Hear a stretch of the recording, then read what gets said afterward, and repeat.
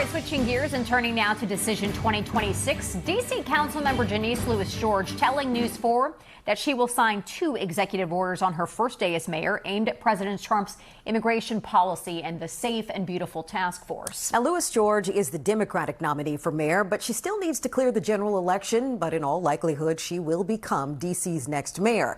Today, she sat down with News 4's Mark Segraves for a one-on-one interview. I'm going to ask you a question I know you've been asked a lot, and that is about President Trump. Yeah. And some of the remarks that he has made both leading up to the primary and since your election victory, calling you a communist, threatening to either federalize the police and or the city again. Well, you had a mayor who's, I guess she's a communist. I mean, she says she's a socialist, but I guess she's a communist based on what she says. But I have not met her yet.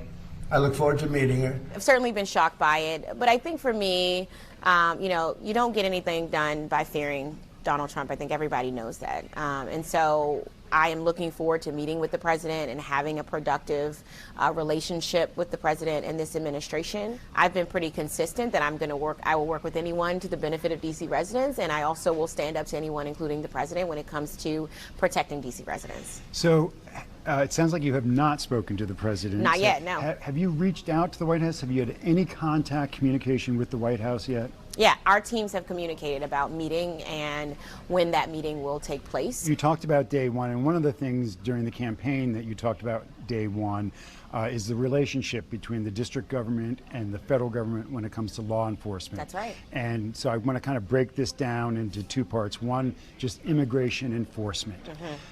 Not specifically just ICE, but all federal immigration enforcement and the cooperation, including the executive order with MPD.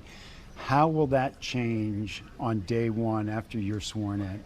Yeah, my plan is to probably on that Monday you will see, maybe I shouldn't tell you, probably on that Monday what you will see is my administration signing an executive order rescinding the participation with our law enforcement in federal immigration enforcement. So we know that it is still happening as of just days ago. And so you're going to see me take decisive action and getting our law enforcement back to doing what they are charged to do, which is keep our community safe.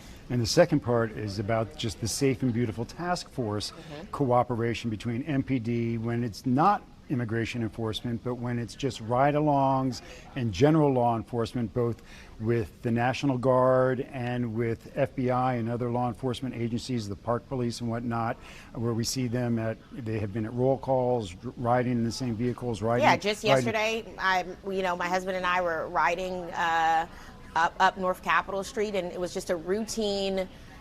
Obviously, I think the MPD officer was just making a routine stop. It looked like it was a traffic stop, and it was DEA, FBI, Homeland Security. It's just like, why do we need all this for a routine traffic stop? It's such a waste of American taxpayer dollars, what is happening. And again, it's a strain on our officers. And so my job as executive is to protect our officers as well. And so, yes, I am prepared to make an executive order to make sure that our officers do not have to participate in those type of efforts and can go back to participating in protecting D.C. residents. So to be clear, day one, you'll sign an executive order that will end MPD's participation with the Safe and Beautiful Task Force. I will end some of the actions that are included within that Safe and Beautiful Task Force. Will they still be able to come to roll call? Will they still be riding in caravans that you witnessed yourself just yesterday? No, that is what I would like not to happen.